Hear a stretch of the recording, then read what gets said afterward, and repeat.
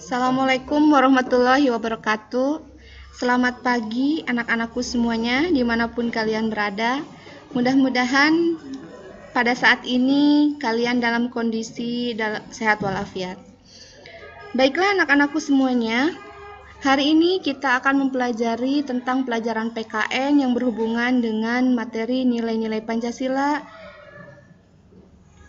dalam praktik penyelenggaraan pemerintahan negara.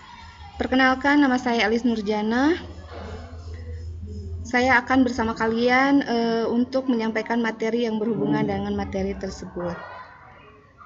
Sebelum kita membahas materinya, alangkah lebih baiknya kalau seandainya saya menyampaikan dulu kompetensi dasar apa yang harus kalian miliki di dalam pembelajaran kali ini.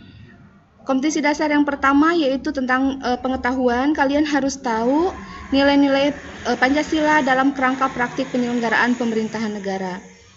Nanti di dalam ranah keterampilannya kalian juga harus bisa bagaimana cara mewujudkan sebuah keputusan bersama sesuai dengan nilai-nilai Pancasila dalam kerangka praktik penyelenggaraan pemerintahan negara.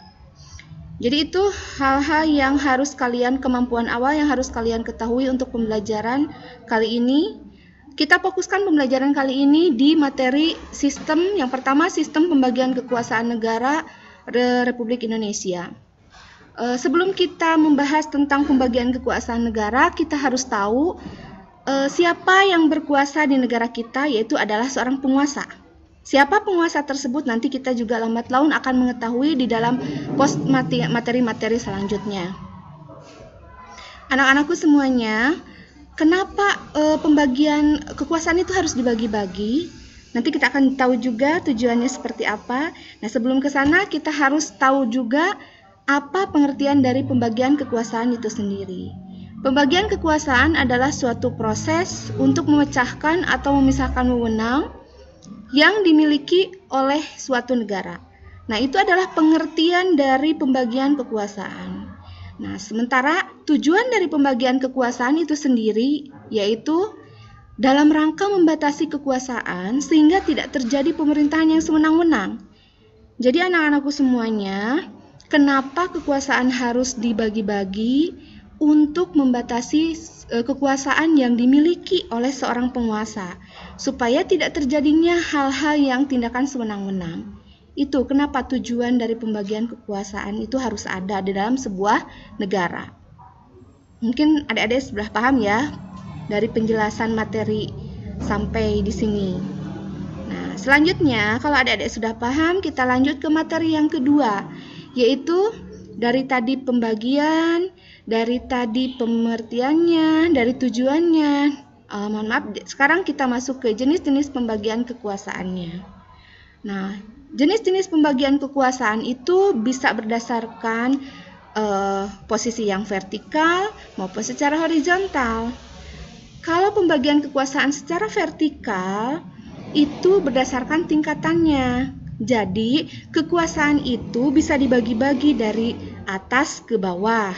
Sebagai contohnya, misalnya adanya pembagian kekuasaan dari pemerintah pusat ke pemerintahan daerah.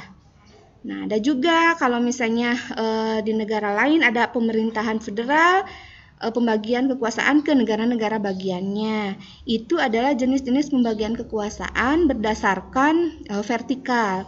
Tapi kalau pembagian kekuasaan secara horizontal, itu adalah pembagian kekuasaan berdasarkan fungsinya. Jadi sudah ada fungsinya masing-masing. Nah, bagaimana posisinya? Yaitu sejajar, baik itu dari kiri atau ke kanan atau sebaliknya. Jadi saling mengecek satu sama lainnya. Nanti kita bahas lebih lanjutnya di slide berikutnya. Nah, begini kalau pembagian kekuasaan secara horizontal.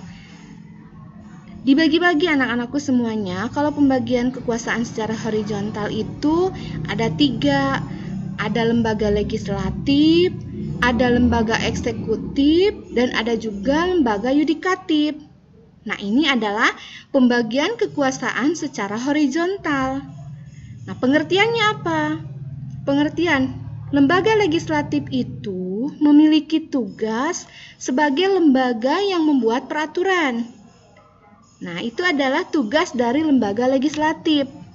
Sementara dalam sebuah negara harus ada juga, yaitu lembaga eksekutif.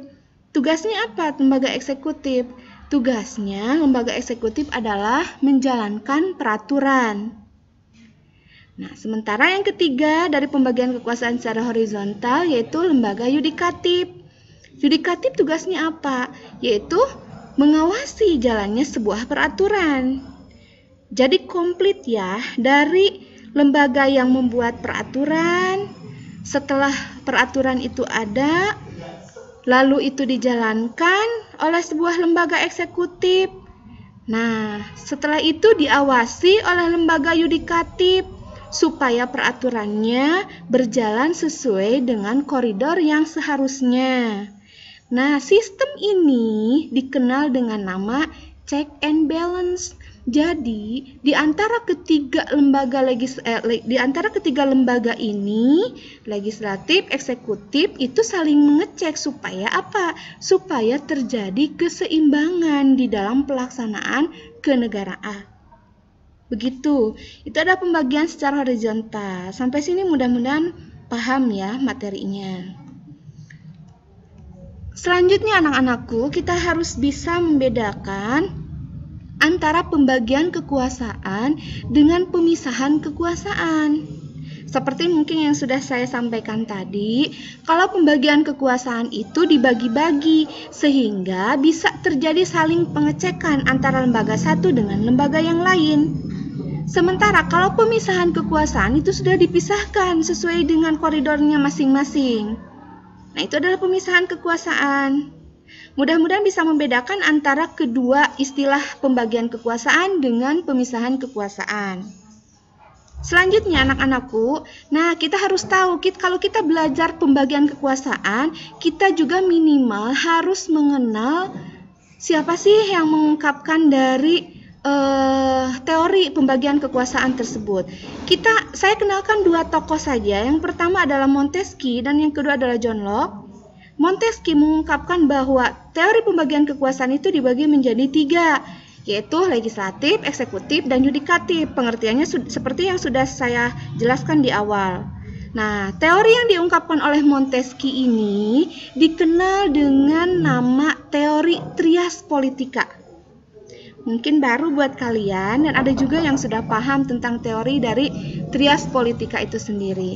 Sementara tokoh teori yang satu lagi yaitu John Locke. John Locke itu mengungkapkan teori pembagian kekuasaan itu ada tiga. Yang pertama yaitu legislatif, eksekutif, dan federatif. Nah, kalau federatif itu adalah lembaga yang berfungsi melakukan hubungan diplomatik dengan negara lain. Itu adalah pembagian kekuasaan menurut John Locke. Nah, jadi adik-adik sudah paham ya, ada dua tokoh teori yang saya perkenalkan tentang pembagian dari kekuasaan dalam sebuah negara.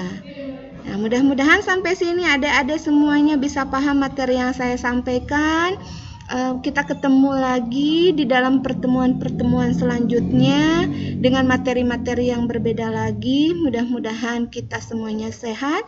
Jangan lupa like and subscribe serta taruh komentar kalian kalau seandainya ada beberapa pertanyaan.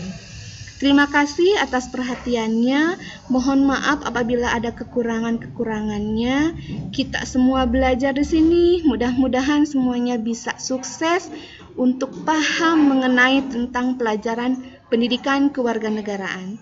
Terima kasih. Wabillahi taufiq wal hidayah. Wassalamualaikum warahmatullahi wabarakatuh.